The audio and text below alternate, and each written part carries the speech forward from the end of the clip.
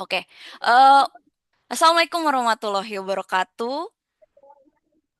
Waalaikumsalam warahmatullahi Selamat pagi. Mungkin udah menjelang wabarakatuh. siang di sana, gitu ya. Perkenalkan, saya Talita, bisa dipanggil Kak Tata atau Bu Tata, terserah mau manggilnya seperti apa. Nggak beda jauh sih sebenarnya umur kita, ya. Mungkin saya di sini akan mengampu mata kuliah manajemen keuangan, di mana ada beberapa kita itu karena full online nantinya. Jadi disarankan menggunakan laptop atau tablet karena nanti mungkin akan ada tes-tes gitu ya. Nanti saya mungkin akan mix karena mungkin jadwalnya ada beberapa yang bentrok dengan saya, tapi em, oke. Oh, masih download aplikasinya, Zoom. Tadinya belum online ya? Oke, eh, bisa bisa masuk dulu sebenarnya. Kalau telat, oke. Jadi sebenarnya nggak apa-apa nih. Saya jelaskan bahwa untuk aplikasi saya menggunakan Zoom meeting full kita online. Saya nggak tahu nanti saya dapat yang 8 pertemuan apa 16 pertemuan dengan adik-adik.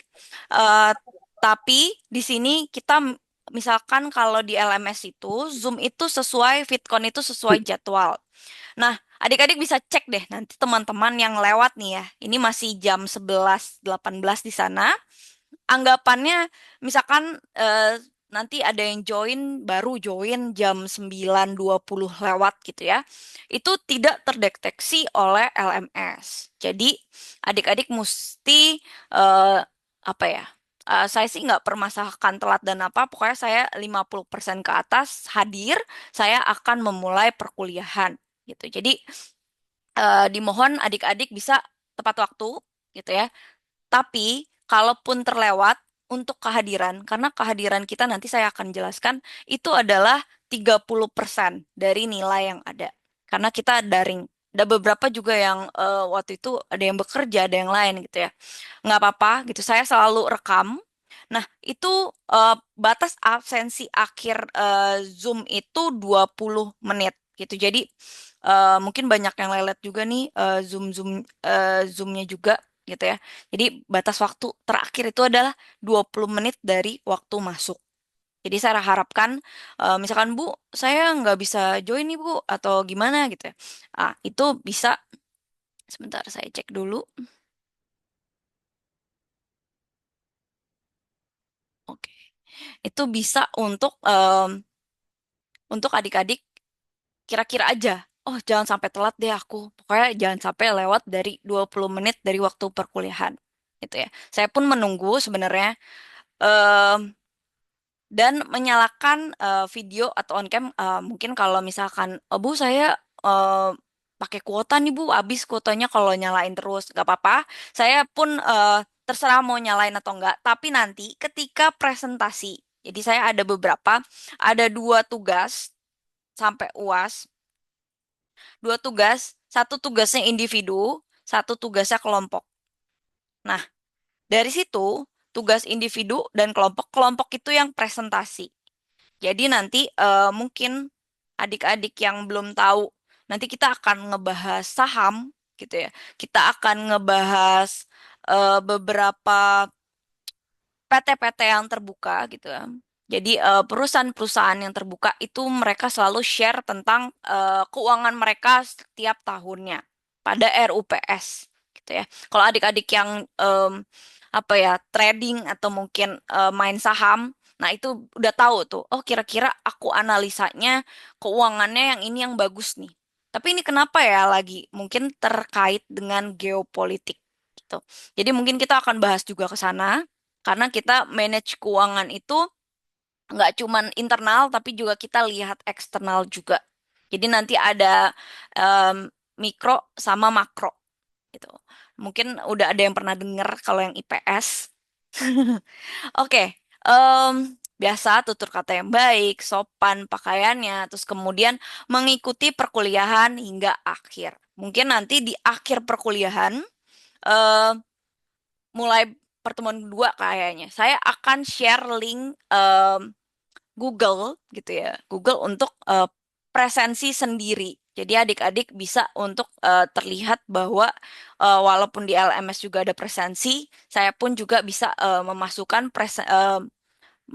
presensi yang kira-kira di LMS itu ternyata ada problem gitu. Jadi saya cek juga bagaimana kondisi adik-adik memahami perkuliahan hari ini. Jadi saya mau tahu nih, no name aja nggak apa-apa. Kira-kira Bu saya tadi sinyalnya jelek, Bu saya Ibu nilai sinyalnya saya apa Ibu apa saya sinyalnya jelek. Saya ketika Ibu menjelaskan saya tidak paham. Nah, saya sudah share di YouTube nanti bisa untuk menonton kembali gitu. Jadi misalkan seperti itu, Bu, saya masih belum paham yang ini. Nanti tinggal chat di WA aja.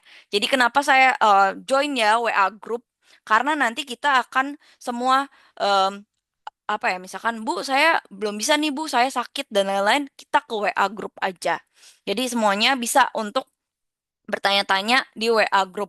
Nah, untuk mungkin kelebihan batas waktu, misalkan kuis atau tugas atau UTS atau UAS. Jadi di sini ya perlu dicamkan, saya nggak tahu nanti sampai UTS apa enggak. Kita ada dua di UTS itu, sebelum UTS itu kita ada satu tugas. Mungkin kalau sebelum UTS itu tugasnya individu. Nah, nanti misalkan lanjut sampai UAS, kita ada tugas kelompok, yaitu presentasi. Nah, dari situ kita ada dua tugas sampai UAS. Kemudian ada dua kuis juga, mungkin kuisnya minggu depan atau pertemuan ketiga. Jadi nanti saya berikan waktu, biasanya kuis itu 1 hari. Jadi misalkan ini mulai jam 11 nanti sampai jam 11 malam. Gitu misalkan deadline-nya seperti itu untuk pengerjaannya. Jadi kuis biasanya pilihan ganda gitu ya. Eh, atau benar salah. Nah, itu di situ juga tugas biasanya antara kesulitan, tingkat kesulitan biasanya kalau yang padat banyak gitu ya, saya berikan waktu 2 minggu. Tapi kalau misalkan yang biasa-biasa aja, saya berikan waktu 1 minggu. Jadi nanti kalau misalkan ada telat ya saya nggak tanggung karena ada keterlambatan. Misalkan seperti itu. Mungkin di dekat-dekat UTS saya udah melihat banyak dosen yang memang ngasihnya mepet-mepet UTS, tapi saya biasanya di awal-awal aja, nanti pas di akhir-akhir kalian bisa fokus ke UTS-nya gitu. Jadi UTS-nya nanti mungkin eh, bisa nambah-nambah itu pilihan ganda, ada juga esai. Saya sebenarnya nggak terlalu suka materi, tapi mau nggak mau di manajemen keuangan ini kita harus banyak materinya agar adik-adik memahami dari sudut keuangan. Kalau misalkan ada yang memang masih buta banget tentang manajemen keuangan ini, gitu ya. Nah, untuk yang sakit atau berhalangan hadir, mohon memberitahu perkuliahan agar disela gitu. Ada kuis atau misalkan ada UAS gitu. Misalkan kuisnya deadline-nya 1 hari gitu ya. Bu, saya telat nih Bu karena saya sakit gitu ya. Oh, sakitnya misalkan 2 hari gitu dari surat dokter. Oh, oke, saya buka kembali untuk yang memang sakit gitu. Ada namanya remedial quiz gitu ya. Dan ada misalkan tugas, tugas kan waktunya tadi satu sampai 2 minggu gitu misalkan tugasnya. Nah, itu sakitnya 2 hari aja, tapi tetap untuk mengerjakan tugas. Jadi nggak bisa untuk diperpanjang lagi. Misalkan tugasnya kita udah kasih hari ini, tapi sakit nih hari ini. Terus kemudian tugasnya 1 minggu nih depan. Nah, kan masih bisa ada waktu untuk pengerjaan tugas pengumpulan minggu depan. Jadi bisa tanya temennya, hari ini ada tugas ya, saya selalu share. Misalkan pertemuan satu, hari ini ada tugas ya, tugasnya ini, gitu ya. Nah, jangan lupa dikumpulkan batas waktu sekian, gitu. Jadi misalnya seperti itu. Jadi jangan sampai terlewat waktunya karena kita sudah harus on time untuk submit ke nilai untuk eh, LMS, gitu. Jadi saya memang seperti itu. Kemudian, oke, ini belum saya tulis ya. Ini tadi ya, kalau Fitcon ininya susah masuk ke sini aja, langsung bisa join, gitu ya. Oke. Nah, untuk tadi kehadiran itu 30% nilainya. Memang kalau di online itu kehadiran lebih tinggi gitu ya. Kemudian untuk kuis dan tugas juga 30%. Karena menurut saya itu lebih effortnya lebih ke situ dibanding UTS dan UAS. UTS-nya 20% dan UAS-nya 20%. Jadi kehadiran 30%, kuis dan tugas 30%, UTS 20%, UAS 20%. Jadi diharapkan adik-adik bisa untuk mengerjakan yang memang eh, sesuai porsinya masing-masing dan jangan ada keterlambatan gitu ya. Mungkin sebelum itu ada aturan yang mau ditanyakan atau sudah dipahami. Jadi nanti ini ada kuisnya ada 2 kali dan tugasnya juga ada 2 kali, yaitu tugas individu dan kelompok. Kelompok 1 kali, individu 1 kali. Jadi nanti mungkin misalkan saya nanya mau tugas kelompoknya mau diacak atau mau sendiri-sendiri gitu ya, misalkan. Saya mau diacak gitu, Bu. Oke, diacak boleh, tapi biasanya pada milih sendiri. Biasanya per 2 orang, satu kelompok 2 orang atau 3 orang maksimal. Nanti kita tinggal lihat aja absensinya seperti apa, gitu. Maunya kelompoknya dipilihkan atau milih sendiri nih? Kita bicara pilih sendiri, Bu. Oke, pilih sendiri ya. Jadi nanti bisa untuk memilih sendiri kelompoknya. Nah, ini mungkin saya nanti akan share ini di WhatsApp aja ya. Jadi nanti yang belum join WhatsApp, saya harap udah join WhatsApp-nya. Saya udah beberapa admin, saya udah jadiin admin grup, bisa minta nanti untuk boleh join dong, kasih tahu gitu ya. Jadi nanti untuk ini beberapa nih saya udah buat bahan ajarnya secara mungkin hari ini kita nggak terlalu berat gitu ya, karena baru pengantar doang gitu ya.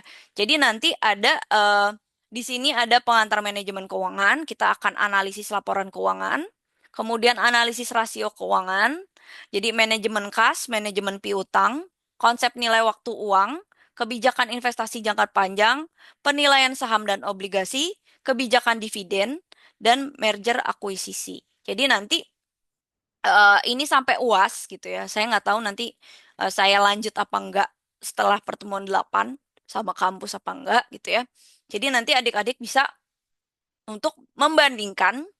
Jadi di manajemen keuangan itu luas untuk gimana caranya untuk kita memilih keuangan dari perusahaan itu yang bagus gitu ya. Jujur, kalau misalkan kita ingin bekerja gitu ya, kenapa saya alasannya pilih aja bekerja di PT yang terbuka? Karena kita bisa lihat untuk konsep jangka panjangnya, kira-kira mereka bisa bayar gaji kita apa enggak gitu. Jadi kita sebenarnya kalau misalkan mau itu dia ada bonus nggak untuk karyawannya itu di terbuka bisa terlihat. Nah, untuk itu juga ada konsep mungkin perhitungan di sini ya, konsep nilai waktu uang. Nah, mungkin kalau di em, manajemen kas ataupun rasio ini mungkin analisis-analisis saja dari situ nanti mungkin ada perhitungannya sedikit, ada rasio-rasio, tapi nggak terlalu banyak dibandingkan panjang dibandingkan nanti mungkin lebih ke konsep nilai waktu uang present atau future. Jadi adik-adik bisa untuk kira-kira mau investasi di mana nih produknya. Jadi kemarin saya udah dari 4 bulan yang lalu saya bilang sama beberapa gitu ya. Kalau misalkan mau investasi saat ini, mendingan investasinya emas sama beberapa uang mata kurs yang memang lagi melonjak. Kalau mau aman, mata kursnya adalah Singapura dolar. Tapi kalau misalkan mau em, apa ya, lihat keuntungan cepat, ini saham istilahnya mata kurs Jepang lagi turun, beli sekarang nanti akan naik ke depannya gitu. Nah, itu ada beberapa kita bisa analisis juga saham dan obligasi. Mungkin saham sekarang Indonesia nggak terlalu baik gitu ya. Jadi mungkin kita belinya yang memang sangat titik terendah, takutnya mereka turun lagi. Jadi sekarang amannya sih lebih ke emas. Tapi emas lagi harganya tinggi, harusnya 4 bulan yang lalu untuk belinya masih 1.800.000. Sekarang udah 2,3. gitu. Jadi kita bisa analisis tuh, kira-kira mau eh, beli aset kita sendiri kemana untuk manajemen, selain juga kita bahas perusahaan. Nah, mungkin nanti nggak terlalu dalam karena adik-adik juga bukan jurusannya bukan ekonomi maupun manajemen. Jadi saya lebih kepada bisnis. Jadi kita patokannya lah kira-kira bisnis ke depan kita ini atau kan pariwisata juga ada bisnis perusahaannya juga ya maupun hotel dan lain-lain, makanan. Nah, jadi kita juga bisa analisis kira-kira laporan keuangannya saat ini gimana nih maupun travel dan lain-lain gitu ya. Jadi kita bisa lihat di situ. Nah, itu adalah sampai UAS. Jadi nanti mungkin ujiannya em, ada pengertian lah, tapi juga ada untuk analisa dari sebuah mungkin laporan keuangan gitu, Cep. Tapi nggak terlalu banyak kok, nggak terlalu ribet dibanding memang kalau kuliah di ekonomi gitu. Oke, kita sebentar aja nih. Oke. Ah, hari ini kita akan pertemuan satu ya, financial management, di mana kita pengantar manajemen keuangan. Nah, eh, biasanya, nah, manajemen keuangan ini merupakan kegiatan keseluruhannya. Jadi kaitan upaya untuk mendapatkan, menggunakan, mengelola dana. Jadi kita bisa lola dana kita, uang kita yang seadanya, gimana cara untuk menjalankan suatu perusahaan. Jadi kita punya, anggaplah kita punya bisnis, anggaplah kita kerja di seseorang, mungkin ada di perusahaan. Nah, gimana caranya kita untuk maintain dana tersebut atau bahkan kita bisa controlling dan lain-lain gitu ya. Jadi kita untuk mendapatkan financial goal dari suatu eh, perusahaan tersebut. Jadi kita gimana untuk eh, mengurangi financial stress kita. Jadi gimana sih? Ah, kira-kira, dulu lagi nggak punya uang nih segini buat bayar karyawan sekian sekian sekian. Gimana ya caranya kita bisa monitoring kira-kira controllingnya investnya kemana aja. Itu kalau udah korporat yang besar ya. Nah, untuk ruang lingkup manajemen keuangan, jadi memang mempunyai 4 komponen penting ya. Nanti saya akan share bukunya mungkin kalau adik-adik mau baca lebih detail. Ini lebih ringkasan-ringkasan aja. Ada keputusan investasi. Kira-kira kita mau invest di mana? Dari sebuah perusahaan. Contohnya ya, adik-adik tahu Astra? Ada yang nggak tahu Astra?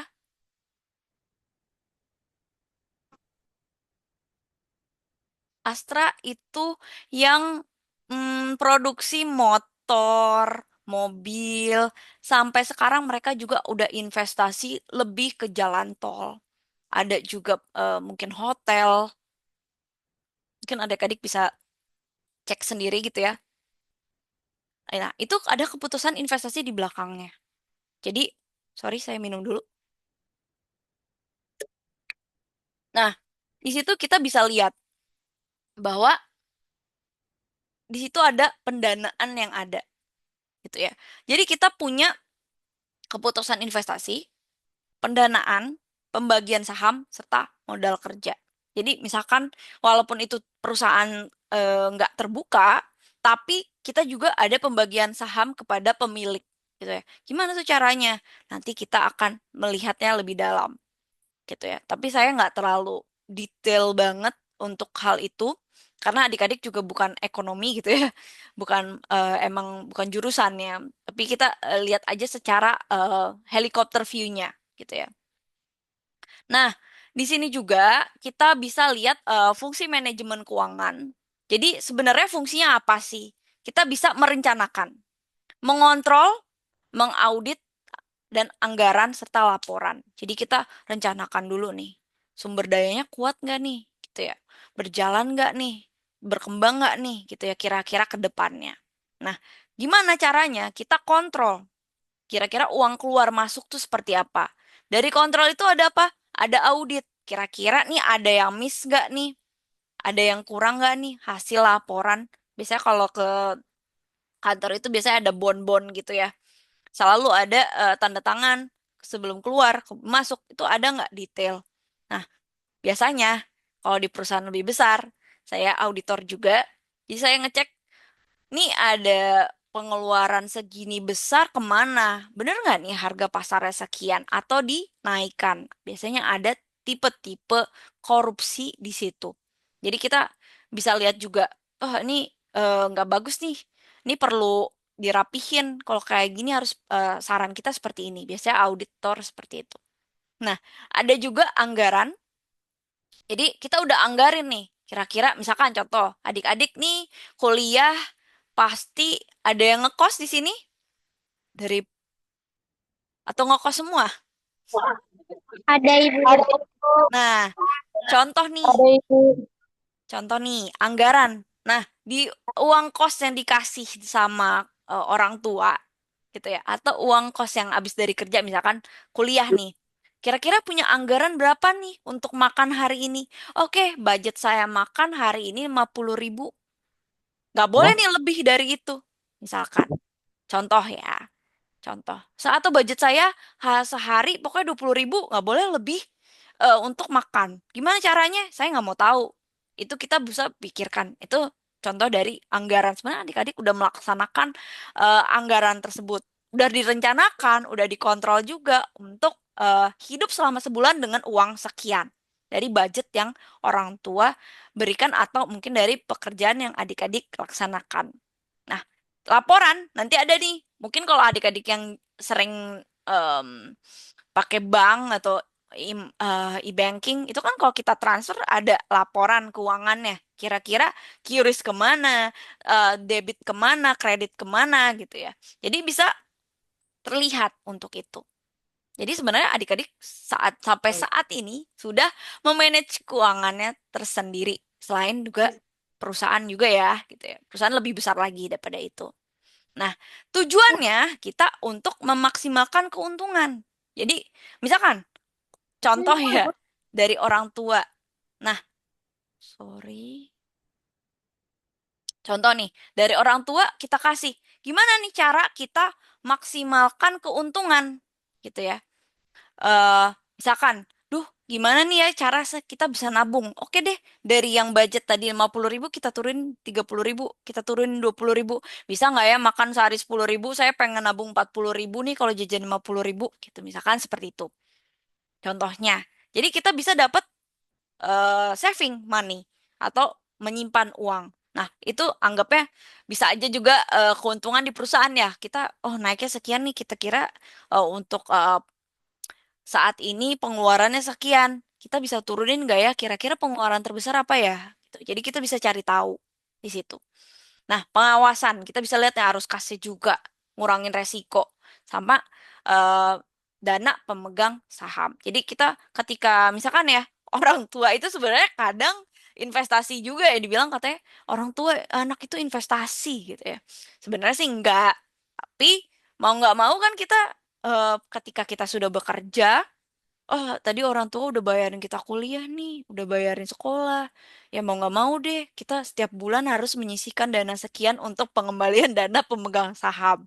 Itu orang tua kita, gitu ya. Misalkan contohnya seperti itu.